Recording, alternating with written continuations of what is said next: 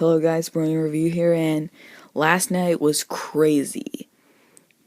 Before I did my Moana Doctor Strange unboxing, we had an Easter party, and what did I do after the party?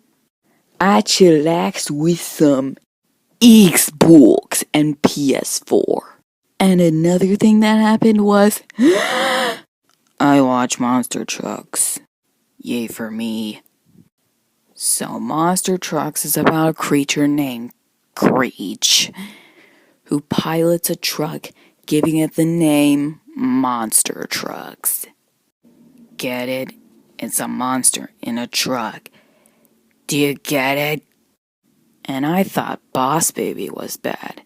This is worse. Terrible acting, terrible casting, and what even is Creech?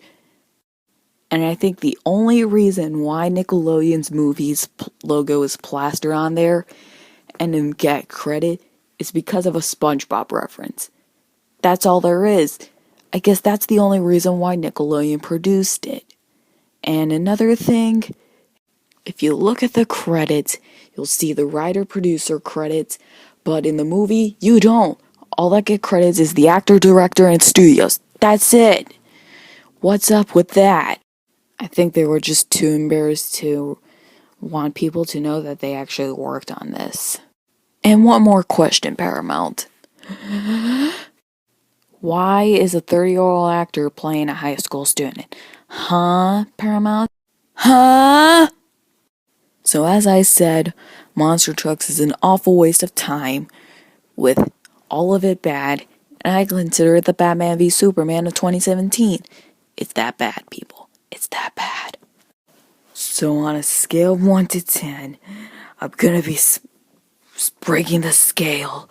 On a scale of 1 to 10, Monster Trucks gets 0 out of 10.